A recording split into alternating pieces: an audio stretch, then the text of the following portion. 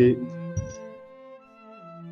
আমি তোমাদেরকে ধারণা দেব ব্রাহ্মণ পিরিয়ডে এই স্যাক্রিফাইস সিস্টেম। ব্রাহ্মণ পিরিয়ডে যজ্ঞের যে কনসেপ্ট কিরকম ছিল সেই বিষয়টি ধারণা। ইতিমধ্যে তোমরা ধারণা পেয়েছো যে বৈদিক পিরিয়ডে যজ্ঞটা কেমন ছিল এবং সামবেদ এবং যজুর্বেদ পিরিয়ডে এই যজ্ঞ কতটা ইলাবোরেটেড হয়েছে এবং এর মধ্যে মন্ত্র এবং যজ্ঞের বিধি প্রক্রিয়াগুলো কি ছিল সেই সম্পর্কে তোমরা ধারণা করেছি। এছাড়াও আমরা দেখি যে অথর্ববেদ এই সময় কতগুলো ফিলোসফিক্যাল কনসেপ্ট ডেভেলপ করেছে, এখানে খুব ডিটেল নাই কিন্তু স্বর্গ এবং নরক সম্পর্কে ধারণা করছে। এখানে প্রজাপতি সম্পর্কে বলছে, বৈদিক অর্থের পরিবর্তে প্রজাপতি কথা বলছে, ইভেন রুদ্র তৈরি করছে। কিন্তু অথর্ববেদ হচ্ছে বেসিক্যালি ব্ল্যাক ম্যাজিকের মাধ্যমে কোনো কিছু গেইন করা, ভক্তের আকাঙ্ক্ষা পূরণ করা বা শত্রুর উপরে আধিপত্য বিস্তার করা ইত্যাদি ছিল অথর্ববেদের মূল। যজ্ঞের এই টোটাল আঙ্গিকটাই কিন্তু পরিবর্তন হয়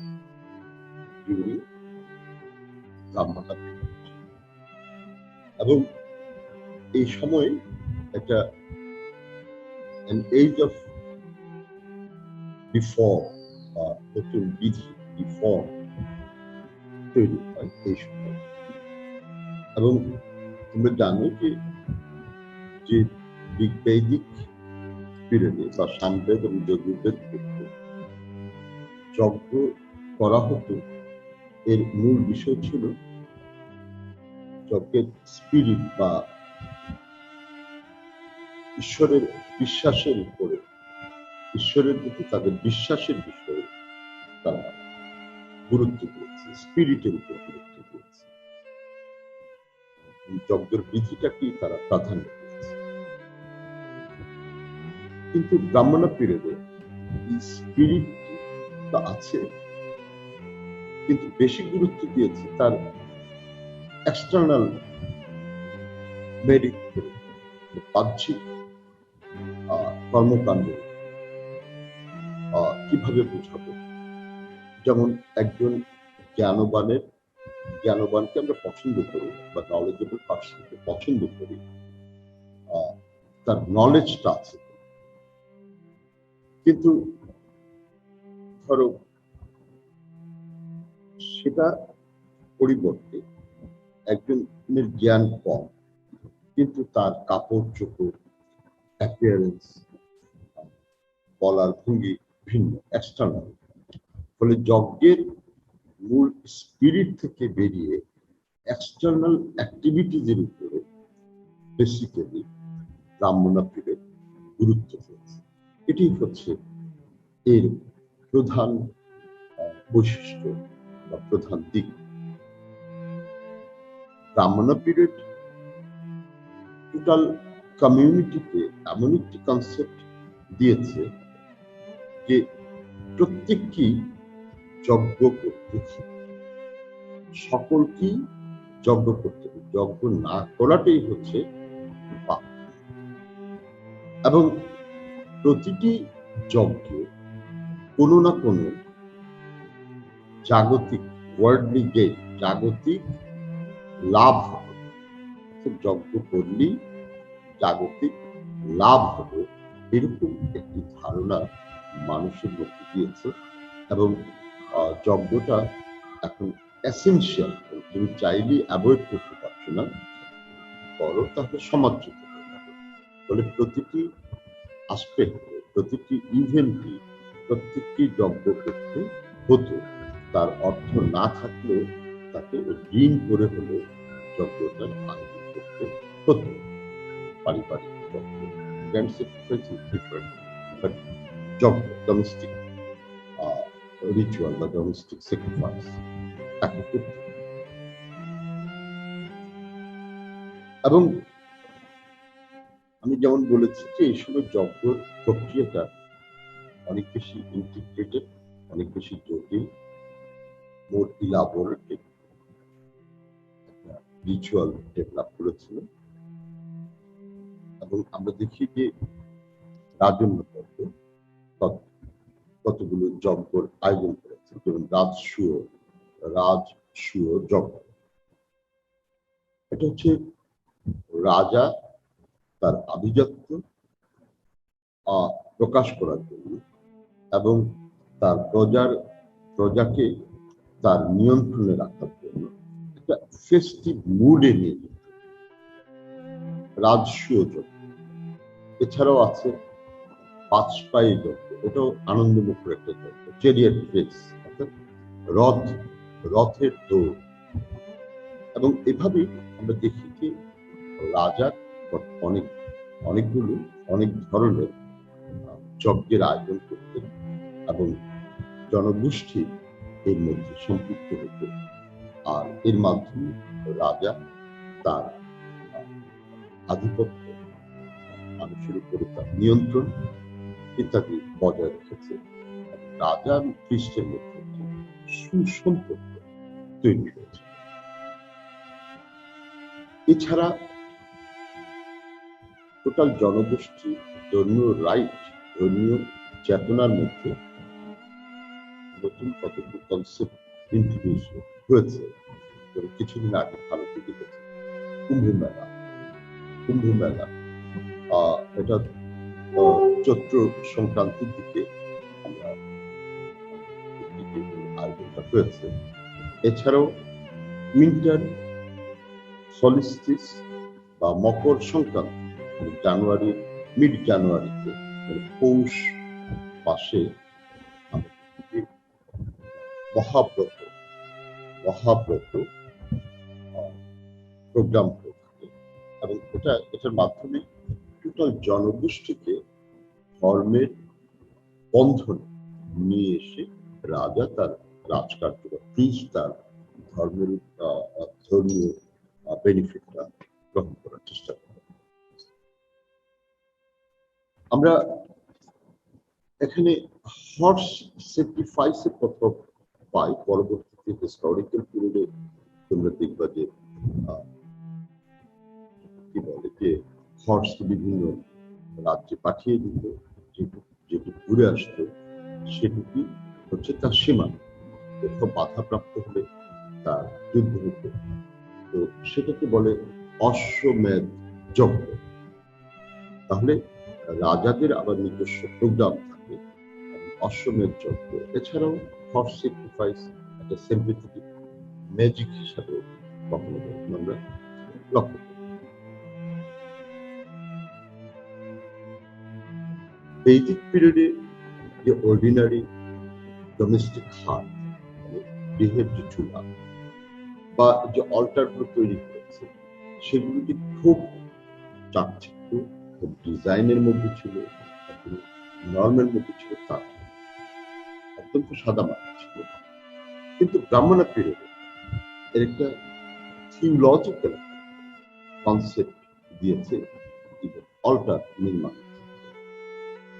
তারা অল্টারটাকে বলছে যে symbol of the unity of the universe, symbol, প্রতীক, ইউনিটি অফ দ্য ইউনিভার্স, মানে বিশ্ব ব্রহ্মাণ্ডের একটা প্রতীক হিসাবে তারা দেখেছে। এবং এই বিশ্ব ব্রহ্মাণ্ডের প্রতীক বা রূপটি তারা তৈরি করেছে in the shape of প্রজাপতি, in the shape of প্রজাপতি। অর্থাৎ প্রজাপতি দেখতে যেরকম, ঠিক তেমনি ভাবে একটি আকার দিয়ে তারা একটি অল্টার তৈরি করতো, যেটা যার সেই অল্টারকে কেন্দ্র করেই তারা যজ্ঞটা সম্পন্ন করত। আমরা কখনো কখনো এই ব্রাহ্মণ পিরিয়ডে একটা বিল্ডিং স্থায়িত্ব যেন বেশি হয়, সে কারণে মানে মানুষ বলি দেওয়ার কথা শুনতে পাই যে বিল্ডিং এর শক্তি পার্মানেন্স অফ দ্য স্ট্রাকচারের জন্য তারা মানুষ বলি দিয়েছে, সেই কনসেপ্ট আমরা পাই। তবে আমি বলছি যে এই সময় বেসিক্যালি ধর্মের আঙ্গিকটাই বা যজ্ঞের আঙ্গিকটাই পরিবর্তন হয়েছে, এবং এই আঙ্গিকে আমরা যে স্পন্টিনিয়াসলি মানে স্বতঃস্ফূর্ত ভাবে যে যজ্ঞের আয়োজন হয়েছিল বৈদিক পিরিয়ডে, এখন এটা সিম্পল থাকে না, অনেক বেশি কমপ্লেক্সি আছে, ইন্টিগ্রেটেড, জটিল আছে। আমরা সেই বিষয়গুলো দেখব এবং বৈদিক পিরিয়ডে মানুষ তার আকাঙ্ক্ষা পূরণের জন্য অন্তরের অন্তঃস্থল থেকে মন্ত্র করে ঈশ্বরের সাহায্য কামনা করছে। কিন্তু এখানে মন্ত্র বা যে প্রথা ছিল তার মধ্যে পরিবর্তন এনেছে। সেটা কিরকম? তারা বলছে যে মন্ত্রটি যদি সঠিক না হয় তাহলে গড রুষ্ট হয়, এবং সঠিক মন্ত্র পাঠ আর আরেকটি বিষয়ের উপর তারা গুরুত্ব দিয়েছে, সেটা হচ্ছে প্রপার সাউন্ড, সঠিক উচ্চারণ। সঠিক উচ্চারণ হচ্ছে মোস্ট ইম্পর্টেন্ট রাদার দেন যে মন্ত্র, দ্যাট ইজ যে মন্ত্রটা আছে সে মন্ত্রটা যদি সঠিক উচ্চারণ না হয় তাহলে গডের উপর নিয়ন্ত্রণ আসবে। আমরা দেখেছি যে অথর্ব পিরিয়ডে প্রিস্ট গ্রাজুয়ালি গুরুত্ব পাচ্ছে, এখানে আরো বেশি গুরুত্ব দেওয়া হয়েছে। কেন? যে সঠিক মন্ত্র এবং সঠিক উচ্চারণ এই বিষয়টা ম্যাটার। অর্থাৎ সকল একটি সাধারণের পক্ষে সঠিক উচ্চারণ এবং সঠিক মন্ত্রটা বা দুটি লাইন ভুলে গেল তারা বৈদিক পিরিয়ডে খুব একটা ম্যাটার করতো না, কিন্তু এখানে এটা ম্যাটার করছে। এবং যেহেতু মানুষ আগে বৈদিক পিরিয়ডে ব্যক্তি নিজেই ডোমেস্টিক রিচুয়ালের ক্ষেত্রে ব্যক্তি নিজেই তার মন্ত্র পড়ে ঈশ্বরের আরাধনা করত এবং তার আকাঙ্ক্ষা পূরণের জন্য ঈশ্বরের সহায়তা কামনা করত। এখন যেহেতু মন্ত্র আছে এবং সেটা সঠিক উচ্চারণ যদি না হয় তাহলে গড ক্রুদ্ধ হতে পারে, তার হিতে বিপরীত হতে পারে। সে কারণে এই সময় বলছে যে যদি কোনো ব্যক্তি নিজে মন্ত্র পাঠ করে তার যজ্ঞ করতে চায় করতে পারে, এবং সেক্ষেত্রেও একটি ব্রাহ্মণের প্রতিকৃতি অর্থাৎ গ্রাস দিয়ে একটা ব্রাহ্মণের প্রতিকৃতি তৈরি করে তাকে উপস্থিত রাখতে হবে। কারণ একজন ব্রাহ্মণকে ডাকতে হলে তো তাকে দক্ষিণা দিতে হবে, অর্থ দিতে হবে বা গিফট দিতে হবে। তো সেটা তার জন্য ট্রাভেলসাম হতে পারে, অর্থাৎ তার পক্ষে সম্ভব নাও হতে পারে। কিন্তু তখন সে অ্যাটলিস্ট একটা তার প্রতিকৃতি কুশপুত্তলিকা, তোমরা যেটাকে কুশপুত্তলিকা বলো, মানে কুশ এক ধরনের গাছ, তার দিয়ে পুতুল তৈরি করে, সেটা হচ্ছে কুশপুত্তলিকা। সেরকম একটি প্রতিকৃতি রেখে তারপর ব্যক্তি করতে পারবে। কিন্তু ব্রাহ্মণ ব্যক্তি যদি করে ফেলে তাহলে ব্রাহ্মণের তো গেইন নেই, কৃষ্টি ক্লাসের তো গেইন নেই। সেই জন্য তারা আবার বলছে মন্ত্রটা আবার সঠিক হতে হবে, শুদ্ধভাবে টোটাল মন্ত্রটা পাঠ করতে হবে, আর মন্ত্রের প্রতিটি শব্দ সঠিকভাবে উচ্চারণ করতে হবে, যা সাধারণের পক্ষে সম্ভব। তার অর্থ হচ্ছে তুমি অবশ্যই একজন ব্রাহ্মণকে ডেকে যজ্ঞ করতে হবে। যদি তুমি তা না করো, যদি সঠিক উচ্চারণ না হয়, তাহলে গড তোমার উপরে রুষ্ট হতে পারে এবং তোমার আকাঙ্ক্ষা পূরণ তো দূরের কথা, বরং তোমার ক্ষতি সাধন হতে পারে। এবং এই পিরিয়ডে বলছি যে গডের আসলে কোনো পাওয়ার নেই। গড যদি চায় যে আমি আসবো না, আমি ফেভারটা করবো না, ব্রাহ্মণের লিটারেচার বলছে মন্ত্র এবং সঠিক উচ্চারণ এমন একটি ক্ষমতা সম্পন্ন শক্তি যে গড না চাইলেও গডকে তারা ব্যান্ড করে এনে হাজির করবে। অর্থাৎ মন্ত্র এবং তার সঠিক উচ্চারণ এটাই হচ্ছে মোস্ট ইম্পর্টেন্ট থিম ব্রাহ্মণ পিরিয়ড। বলে গড এখন আর পাওয়ারফুল না, পাওয়ারফুল হচ্ছে ব্রাহ্মণ। এবং এই কনসেপ্টের কারণে আমরা দেখি বৈদিক অনেক গড হারিয়ে দেয়। কিছু গড থাকে, কিন্তু অনেক গডই আসলে ক্ষমতাহীন বা বেশ ইম্পর্টেন্ট হয়ে যায়, তাদেরকে আর মানুষ তার কল্যাণের জন্য ডাকে না। বরং ব্রাহ্মণ পৃষ্ঠের উপর নির্ভরশীল হয়ে সমাজ বিকশিত হচ্ছে। এবং তোমরা বুঝতেই পারছো যে একটি ব্রাহ্মণ পৃষ্ঠ যখন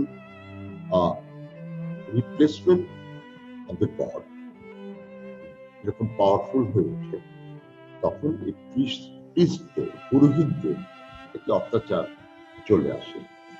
for each and every aspect তাকে যজ্ঞ করতে হচ্ছে, এবং প্রিস্ট একটা হিউজ অ্যামাউন্ট ডিমান্ড করে, যেটা একটু সাধারণের পক্ষে সম্ভব নয়। এবং যদি যজ্ঞ না করে, তাহলে যেমন জন্ম, মৃত্যু, বিয়ে ইত্যাদি অন্ত্যেষ্টিক্রিয়া, পূর্বপুরুষের উদ্দেশ্যে যজ্ঞ, প্রত্যেকটাই অকল্যাণকর হয়ে যাবে, প্রত্যেকটাই অকল্যাণ করে হয়ে যাবে, অকল্যাণ করতে। আমরা যেমন বলি না যে আকিকা মুরগি দিয়ে করলে হাড্ডি শক্ত হবে, হাড় শক্ত হবে না, কি করতে হবে? খাসি বা গরু, তাই না?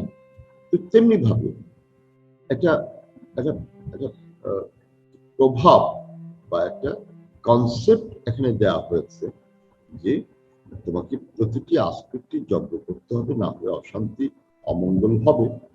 আবার যজ্ঞ যদি তুমি করো, তাহলে সঠিক মন্ত্র এবং সঠিক উচ্চারণ লাগবে।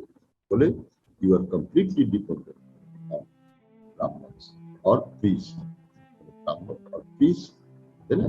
এর উপরে তুমি ডিপেন্ডেন্ট। এখন ব্রাহ্মণের এত পাওয়ার যখন বেড়ে যায়, তখন বৈদিক গডরা যখন আসলে লেস ইম্পর্টেন্ট হয়ে পড়ে, তাহলে নতুন কনসেপ্ট আসতে হবে। তাহলে নতুন কনসেপ্ট হচ্ছে ব্রাহ্মণ পিরিয়ড, যেটাকে অনেক সময় আমরা বলি মনোথিজম। এই সময় একজন গডকে তারা খুব হাইলাইট করে, তিনি হচ্ছেন প্রজাপতি, প্রজাপতি ব্রহ্মা, প্রজাপতি লর্ড অফ অল ক্রিয়েচার। এবং অথর্ববেদ বলছে যে he is creator and he is preserver. পৌরাণিক লিটারেচার ভবিষ্যতে তোমরা পাবা, ক্রিয়েটর ব্রহ্মাকে বলছে, প্রিজার্ভার হিসেবে বলছে তাকে বিষ্ণুকে। কিন্তু এখানে ব্রাহ্মণ লিটারেচার এবং অথর্ববেদ এই দুটি সাপোর্ট করেছে প্রজাপতি is the creator as well as preserver of the whole universe. এই হোল ইউনিভার্সকে তার বিয়ে2 করেছেন, তিনি বিয়ে2 করেছেন, রক্ষক। ব্রাহ্মণের লিটারেচারে রুদ্রকেও আমরা দেখি যে রুদ্র নাম পায়, আর রুদ্র ভবিষ্যতে এই যে ট্রান্সলেটেড হয়েছে শিব, রুদ্রের নাম পায় এবং রুদ্রের কনসেপ্টও ডেভেলপ করে এবং বৈদিক লিটারেচারও রুদ্রের নাম আছে। বাট এখানে যে তারা হাইয়েস্ট ইম্পর্টেন্স দিয়েছে তার রুদ্রকে দেখিয়েছে যে প্যাস্টোরাল কমিউনিটি গড, তাই না, যার কন্ট্রোল আছে on cattle or animal kingdom, তাই না, ইভেন ফরেস্টের উপরও তার কন্ট্রোল, তাই না, এবং তাকে তিনি ব্ল্যাক কালারের ড্রেস পরেন এবং যজ্ঞের স্যাক্রিফিশিয়াল যে প্রসাদ আছে তার মধ্যে শেয়ার করেন, তাই না, এবং তার একটা ভয়ঙ্কর ফিচার আছে, এরকম বর্ণনাগুলো তারা দিয়েছে। এবং তিনি একটা নেগেটিভলি যে উনি প্রজাপতির মেয়েকে বিয়ে করেছেন, প্রজাপতির মেয়েকে বিয়ে করেছেন, যার নাম হচ্ছে সতী, প্রজাপতির মেয়েকে বিয়ে করেছেন। বাট প্রজাপতি is the respected god, the Brahmins, to the priest class of Brahmana period.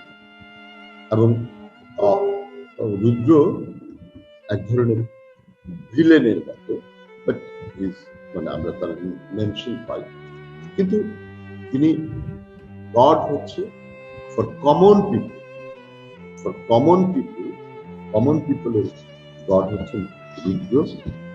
এবং এই রুদ্রের পৌরাণিক লিটারেচারে আমরা দেখি যে তিনি শিবের রূপান্তরিত হয়ে যান এবং যিনি যা টেরিফিক ফেস নেই, যা টেরিফিক মুড নেই, তাদের রেসপেক্টেড ওয়ান, স্পেশিয়াস ওয়ান, পূজনীয় সেটা আসে, সেটা তো পৌরাণিক পিরিয়ডে আমরা বুঝতে পারবো। ফলে রুদ্রের বিবরণ আছে as a god of common people, god of forest, god of animal kingdom, তাই না, এবং তার একটা ভয়ঙ্কর ফিচার আছে, and he got married to the daughter of Prajapati। এভাবে আমরা লক্ষ্য করি। ব্রাহ্মণের লিটারেচার বিষ্ণুকে অতটা হাইলাইট করেনি, বাট বিষ্ণুর নামও আমরা দেখি এবং তাকে বলা হচ্ছে নারায়ণ। Narayan and Vishnu same. নারায়ণ হচ্ছে যে সূর্যের যে কেন্দ্রবিন্দু, যেখানে সবচেয়ে বেশি তাপ তৈরি হয়, সেই অংশটা রিপ্রেজেন্ট করছে বা সিম্বলিকলি রিপ্রেজেন্ট করছে এজ নারায়ণ। এছাড়াও ব্রাহ্মণ লিটারেচারে আমরা নতুন ভাবে পাই গন্ধর্ব, অপ্সরা, নাগ এবং many other semi divine gods, এদের নাম আমরা লক্ষ্য করি। এই লিটারেচারে বলা হচ্ছে যে এই ব্রাহ্মণদের একটা সিক্রেট ম্যাজিক পাওয়ার আছে, যে পাওয়ার দিয়ে তারা মানুষের কল্যাণ করতে পারে, গডকে ব্যান্ড করতে পারে। এবং তারা এই প্রিস্টরা, ব্রাহ্মণ প্রিস্ট হচ্ছেন ত্রয়ী বিদ্যায় পারদর্শী, অর্থাৎ 3 ধরনের বিদ্যায় তারা দক্ষ। ব্রাহ্মণ ত্রয়ী বিদ্যায় পারদর্শী এবং having the secret magic power. and ত্রয়ী বিদ্যা কি? he knows how to do prayers। এই যে যজ্ঞের যে প্রার্থনা, যজ্ঞের জন্য যে প্রার্থনা করা, গডের ফেভারের জন্য যে মন্ত্র পাঠ করা, সেটা তিনি জানেন। এই বিদ্যা তার একজন প্রিস্টের আছে, একজন ব্রাহ্মণের আছে। and he knows the formula যেটা আছে সেটা হচ্ছে যজুর্বেদ যেমন বলছে যে কিভাবে বেদিটা হবে, কিভাবে পূজাটা হবে, এই ফর্মুলাগুলো তারা জানে। এন্ড তারা থ্রি বেদাস, ঋগ্বেদ, সামবেদ এবং যজুর্বেদ হচ্ছে তাদের মুখস্থ ছোটস্থ। বেদ পারদর্শী, prayers, formula and Vedha, three Vedas, এগুলো তাদের নখদর্পণে আছে এবং সেই জন্য তারা ত্রৈবিদ্যা দর্শী এবং obtain some sort of secret magical power to control on the gods, এবং গডদের তারা প্ল্যান করে আনতে পারে। এবং এই ব্রাহ্মণের লিটারেচার বলছে যে মেইন ডক্ট্রিন যেটা আছে, যে মেইন যে মতবাদ আছে সেটা হচ্ছে যে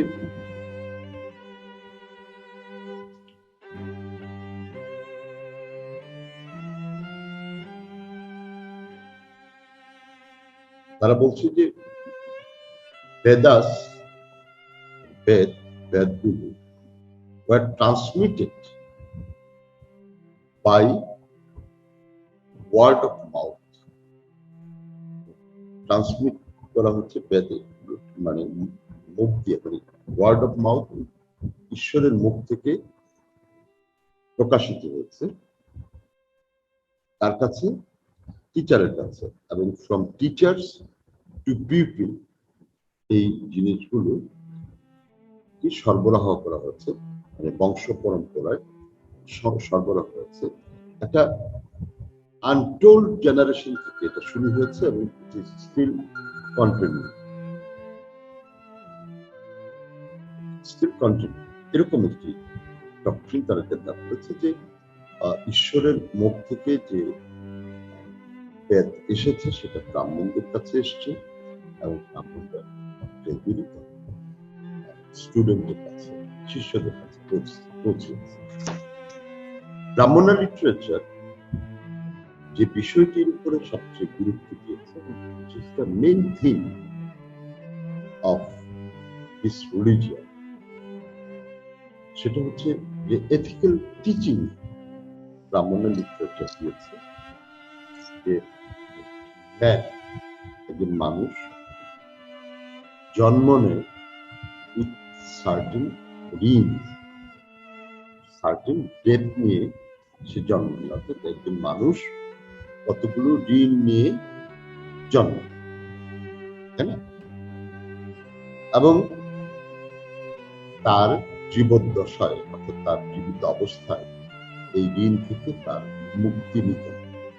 যদি না নেয় তাহলে তাকে আবার পৃথিবীতে ফিরে এসে ঋণ মুক্ত হতে হবে। তাহলে কি কি ঋণ? এক, he has a debt to pay to the gods, গডের কাছে সে ঋণী, ঈশ্বরের কাছে সে ঋণী। টু দ্য ঋষিস, ঋষিদের কাছে সে ঋণী। টু দ্য মেনিস, পূর্বপুরুষদের কাছে সে ঋণী। টু ম্যান, মানুষের কাছে সে ঋণী। টু দ্য লোয়ার ক্রিয়েচার্স, মানে পশু পাখি যা আছে এগুলোর কাছে সে ঋণী। অর্থাৎ মানুষ জন্ম নিয়ে এই ঋণগ্রস্ত থাকে, এই ঋণগুলো নিয়ে সে জন্মায়। তাহলে কিভাবে সে এটা ডিসচার্জ করবে, এই ঋণ পরিশোধ করবে? বলছে যে if he worship the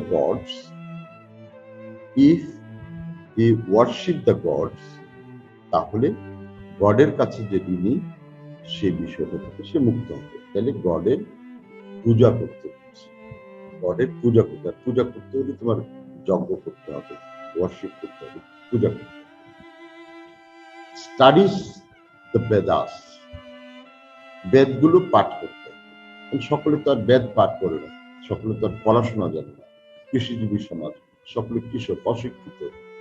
এখন প্রেজেন্টে তো 100% লিটারেসি নাই, তাহলে সে কিন্তু ঋণে থেকে যাবে, যেহেতু সে বেদ পাঠ করে নাই। মানে ঋষিদের কাছে সে ঋণী, কাজে ঋষিদের এই ঋণ মুক্ত করতে হলে, ঋষিদের কাছ থেকে এই ঋণ থেকে মুক্তি পেতে হলে তাকে বেদ পাঠ করতে হবে। পারফর্ম ফিউনারাল সেরিমনিজ, মানে অন্ত্যেষ্টিক্রিয়া করতে হবে। এই জন্য পূর্বপুরুষ থেকে পূর্বপুরুষের ঋণ থেকে মুক্তি পাওয়ার জন্য তাকে এই অন্ত্যেষ্টিক্রিয়ার অনুষ্ঠানটা করতে হবে, বা অন্ত্যেষ্টিক্রিয়ার পরবর্তীতে পূর্বপুরুষদের উদ্দেশ্যে নানারূপ যজ্ঞের আয়োজন করতে হবে। তাহলে তাদের আত্মা মুক্তি পাবে এবং সে ব্যক্তি সেই ঋণ থেকে মুক্ত হবে। মানুষের কাছে যে ঋণী, তার থেকে কিভাবে মুক্ত হবে? মানুষের কাছে ঋণ থেকে মুক্ত হতে তোমাকে হসপিটালেবল টু দ্য গেস্ট, মেহমান খাওয়ানোর মধ্যে তুমি খেতে বসছো, মেহমান আসছে, মেহমানকে খাবার দিতে হবে। এবং মাঝে মাঝে মেহমান, বিশেষ করে রিলিজিয়াস মেহমান, ব্রাহ্মণ বা প্রিস্ট ক্লাসকে ডেকে তুমি যদি খাওয়াও, তাহলে তুমি ওই মানুষের কাছে যে ঋণ, সেই ঋণ থেকে তুমি মুক্ত। এন্ড লোয়ার ক্রিয়েচার থেকে মুক্ত পাওয়ার জন্য কি হতে হবে? অফার অবলেশন টু দ্য ভূতাস, অর্থাৎ পশু পাখিকে খাবার খাওয়াতে হবে, অর্থাৎ খাবার রেখে দিবে পাখি পশু যারা আছে তারা সেটা খাবে। তাই না? আমি 70-80 দশকও দেখেছি হোটেলগুলো প্রথম দুটা রুটি বানিয়ে সেগুলো টুকরো টুকরো করে চালের উপরে ঢিল দিত, পশু পাখি খেয়েছে। মানুষ বড় রিলিজিয়াস ছিল সেই সময়, মানুষ এই ট্রেডিশনাল ফর্মের রিলিজিয়ানটাকে বিশ্বাস করত, হোক সে হিন্দু হোক সে মুসলিম, কিন্তু এই ফর্মটা বিশ্বাস করত। প্রেজেন্টটা আমি এটা দেখি না। ফলে পশু পাখিকে কিছু খাবার অফার করে তুমি তাদের কাছে যে ঋণী, সেই ঋণ থেকে তোমাকে মুক্ত হবে। ফলে এই ঋণ থেকে যদি তুমি মুক্তি না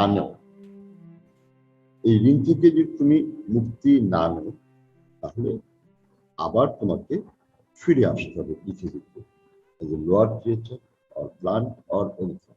ফলে এই জীবনচক্রের এই যে রহস্য, এর থেকে বেরিয়ে যাওয়া মানুষের পক্ষে সম্ভব হয়নি। কিন্তু ব্রাহ্মণ মতবাদ অনুসারে এটা থেকে আর বেরোনো যাচ্ছে না। ফলে এই যে নির্বাণ নিতে হবে, অর্থাৎ আত্মার মুক্তি নিতে হবে, বা ব্যক্তির ঋণ থেকে মুক্ত হতে হবে এবং নির্বাণ লাভ করতে, যদি কাজগুলো সে করতে পারে, অরেজ তার কোনো মুক্তি নেই। এবং ব্রাহ্মণা লিটারেচার বলছে যে প্রেয়ার্স, প্রার্থনা এন্ড গুড ওয়ার্কস, ভালো কাজ, এটি হচ্ছে তোমাকে গডের লাইনের দিকে, অর্থাৎ স্বর্গের দিকে, অর্থাৎ গডের লাইনের দিকে নিয়ে যাবে, এবং তোমাকে একটা গুড লাইফ তোমাকে দিবে। এবং বলছে যে শুধু প্রেয়ার্স এন্ড গুড ওয়ার্কস হবে না, তোমাকে সবসময় ট্রুথফুল থাকতে হবে, সত্য কথা বলতে হবে। এবং তারা এই লিটারেচার ব্যক্তির এক্সটার্নাল পিউরিটি, মানে বাহ্যিক পরিষ্কারের চেয়ে অন্তরের পরিষ্কারের কথা, অর্থাৎ ইনার পিউরিটি, তাই না, ভিতরের চেতনার মধ্যে শুদ্ধতা আনার জন্য বারবার গুরুত্ব দিয়েছে এই লিটারেচার। এবং ইনার পিউরিটি কিভাবে আসবে? মানে সদা সত্য কথা বলতে, মিথ্যা কথা বলা যাবে না। ধর্মটা সবসময় করতে হবে, মনে করতে হবে যে ডিউটি, এটা তোমার কর্তব্য। পারফরমেন্স অফ ধর্ম তোমাকে রেগুলারলি করতে হবে। রেসপেক্ট প্যারেন্টস, অভিভাবক বা বড়দের সম্মান করতে হবে। লাভ ফর ফেলো বিংস, তোমার চারিপাশে যে মানুষ আছে তাদের প্রতি ভালোবাসা, স্নেহ এগুলো ব্যক্ত করতে হবে। এবং বিরত থাকতে হবে চুরি থেকে, ব্যভিচার, অ্যাডাল্টারি থেকে, মার্ডার থেকে তোমাকে বিরত থাকতে হবে। এবং এগুলো, এই পাপকর্মগুলো, এগুলোকে পাপকর্ম হিসেবে বলা হচ্ছে। এবং এগুলো থেকে বিরত থাকলে তুমি একটা গুড লাইফ, একটা ভালো জীবন পাবে। এবং তাহলে তোমার এবং concept of hell and heaven, এগুলো ব্রাহ্মণার পিরিয়ডের আগেও অথর্ববেদ এবং বেদগুলোতে আছে, কিন্তু জাস্ট মেনশন করানো, ইলাবোরেশন নেই, অর্থাৎ ফাংশনাল দিকগুলো উল্লেখ করি। কিন্তু এখানে হ্যাভেন এবং হেল, স্বর্গ এবং নরক সম্পর্কে এই সময় ধারণা লিটারেচার আছে, যাতে সমাজে বিরাজমান ছিল বা পিসটা মানুষকে এই সম্পর্কে একটি ধারণা দিতে সম্ভব করেছে।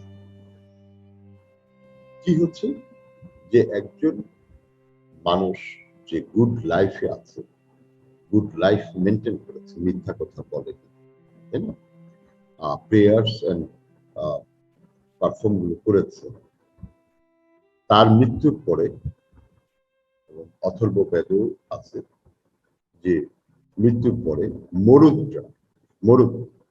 এরাও কিন্তু বেদিক গডস, মরুকটা মৃত ব্যক্তিকে উপরে নিয়ে যায়। উপরে মিন্স তাদের কনসেপ্টে একটা স্বর্গ ধারণা। এবং এই মৃত ব্যক্তির দেহ যতক্ষণ না স্থিতিশীল অবস্থায় আসে, অর্থাৎ টায়ার্ডনেস যতক্ষণ না পর্যন্ত যায়, তখন এই মরুকটা মৃদু মন্দ বাতাস করতে থাকে। এবং তারপর এই ডেটকে পূর্বপুরুষরা যে জমালয়ে আছে সেখানে নিয়ে যায় এবং তাদের সাথে দেখা।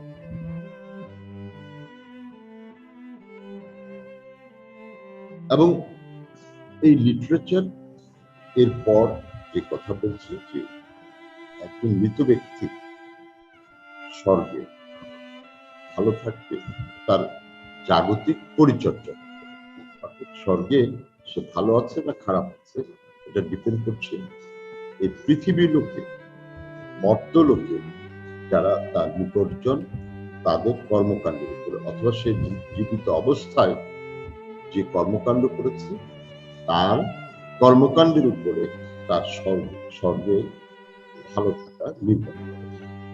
আমি বলছি যে এখানে যদি একটি জানা ব্যক্তি নিজে অথবা তার মৃত্যুর পরে ব্যক্তির পরিবার বর্গ কেউ একটি ফুড গ্রেন সৎ পথে গরিবকে দান করে বা ব্রাহ্মণকে বা মানুষকে ভোজন করার, তাহলে স্বর্গলোকে উইশ কাউ হিসাবে সেগুলো আবির্ভূত হবে।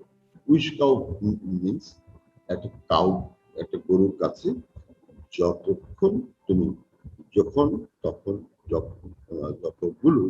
যত পরিমাণ মিল্ক চাও তত পরিমাণ মিল্ক নিতে পারবে। Wish cow. তাহলে স্বর্গে তুমি মর্তে যদি তুমি জীবিত অবস্থায় কিছু দান করো বা এই সুকর্মগুলো করো, এবং তোমার মৃত্যুর পরেও জীবিতরা যদি কিছু করে, তাহলে স্বর্গলৌকিক বিদ্যাটার গেইন অনেক অনেক বেশি পাবে। এটাই হচ্ছে ধারণা। এবং এই ধারণা থেকেই ব্রাহ্মণা পিরিয়ডে শ্রাদ্ধ অর্থাৎ মৃত্যুর পরে শ্রাদ্ধের জায়গায় ভোজন করানো, গরিব দুঃখী এবং কৃষকদেরকে ভোজন করানোর যে রীতি শ্রাদ্ধ, এটার বিকাশ ঘটেছে। বৈদিক কনসেপ্টে নিবৃত্তি বা নিবৃত্তি হচ্ছে এমন একটি জায়গা যেখানে গ্রহলোকে আলো পৌঁছাতে, চাঁদ, সূর্য, তারা এর কোনো আলো পৌঁছায়, এবং সেটি হচ্ছে বেসিক্যালি নরকলোক বা হেল, অর্থাৎ যেখানে এই বিশ্ব ব্রহ্মাণ্ডের কোনো আলো পৌঁছায়। এবং সেখানে কি হয়, যে ফিমেল গুপ্রিট মানে ফিমেল প্রেতাত্মারা বসবাস করে, অপদেবতারা বসবাস করে, তাই না? এবং সেটা এবং তারা এই অন্ধকারই থাকতে পারে।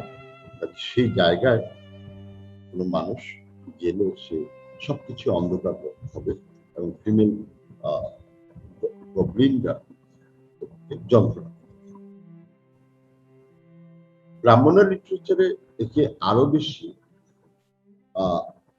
ইলাবোরেট করে বলছে যে এটা হরির পিকচার দিয়েছে হেল সম্পর্কে, যে এখানে অনেক অন্ধকার আছে, অনেক অত্যাচার হবে ইত্যাদি। ফলে এই ভয়গুলো দেখিয়ে, স্বর্গ এবং নরকের ভয়গুলো দেখিয়ে মানুষকে ধর্মের দিকে ধাবিত করেছে। এবং যারা ভালো কাজ করবে তারা রিওয়ার্ড পাবে, স্বর্গে যাবে। আর যারা খারাপ কাজ করবে তারা পানিশমেন্ট পাবে বা হেলে যাবে। গুড এবং ব্যাড ওয়ার্ড এই কথাগুলোকে অনেক বেশি হাইলাইট করেছে ব্রাহ্মণ লিটারেচার। এবং তারা বারবারই বলেছে, লিটারেচারে বারবার বলেছে গুড ওয়ার্ড মানুষ কতগুলো ঋণ নিয়ে জন্মায় বলেছে, এবং সেটা কিভাবে ডিসচার্জ করতে হবে এবং এথিক্যাল নর্ম করছে সেগুলিকে গুড ওয়ার্ক করছে। এবং এই গুড ওয়ার্ক যদি কেউ না করে, তাহলে টাইম এন্ড এগেন একজন ব্যক্তি এই পৃথিবীতে একটা লোয়ার ক্রিয়েচার হিসেবে আবার ফিরে আসবে। আর লোয়ার ক্রিয়েচার হিসেবে ফিরে আসে মানে এক ধরনের অত্যাচার ভোগ করবে, তারপরে তার মৃত্যু হবে, তারপরে আবার জন্ম।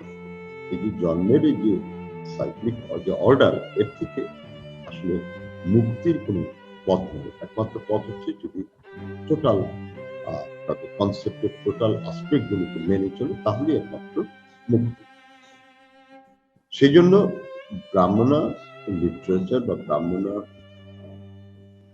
থিমের মেইন বিষয় হচ্ছে, মেইন যে কথাটা যে সূত্র তারা বলেছে, সেটা হচ্ছে man is the architect of his own fate. মানে মানুষ তার নিজের ভাগ্যে নিজেই স্থপতি বলে। এবং এই স্থপতি ইন দ্য সেন্স যে সে জীবিত অবস্থায় ভালো কর্ম করা, দান করা, যজ্ঞ করা, তাই না, এর মাধ্যম দিয়ে সে নির্বাণ লাভ করতে পারে। আর না হলে বারবার সে পৃথিবীতে ফিরে আসবে। বলে মানুষ তার নিজের কর্মকাণ্ডের জন্য নিজেই দায়ী। Man is the architect of his own fate, এবং তার যে ভাগ্যের জন্য সে নিজেই দায়ী। বলে এই যে bondage of the life and death, এই কনসেপ্টটাই মোর ইলাবোরেট বলেছে। এবং তুমি জানো যে ব্রাহ্মণ পিরিয়ডে প্রতিটি ক্ষেত্রে যজ্ঞ, প্রতিটি ইস্যুতে যজ্ঞ, এবং যজ্ঞটা আবার এমন যে একজন ব্রাহ্মণ ছাড়া কেউ করতে পারছে না। আবার ব্রাহ্মণ খুব স্বল্প মূল্যে যে তোমার কাজটি করে দিবে সেরকম নয়। ফলে সমাজ জীবন, প্রতিটি পরিবারে, প্রতিটি ব্যক্তির ক্ষেত্রে এমন একটি বোঝা চলে এসছে যে মানুষ এর থেকে মুক্তি চায়, এর থেকে মুক্তি নিতে চায়, এবং এই মুক্তির ব্রাহ্মণ পিরিয়ডের এই যে রিলিজিয়াস বা থিওলজিক্যাল যে টর্চার, এই টর্চার থেকে মুক্তির জন্যই আমরা দেখি পরবর্তীকালে উপনিষদ একটি মুক্তির পথ বলেছে, এবং এর পরবর্তীতে আমরা দেখি যে বুদ্ধিজম, জৈনিজম জন্ম হয়েছে, যেগুলো ব্রাহ্মণ লিটারেচারের বা ব্রাহ্মণ প্র্যাকটিসের এই সামাজিক, রাজনৈতিক, অর্থনৈতিক জীবনে প্রেশারটা ছিল, সেই প্রেশার থেকে মুক্তি পাওয়ার জন্য নতুন থিওলজিক্যাল অর্ডার চলে এসছে, যে বিষয়ে আমি পরবর্তী ক্লাসে আলোচনা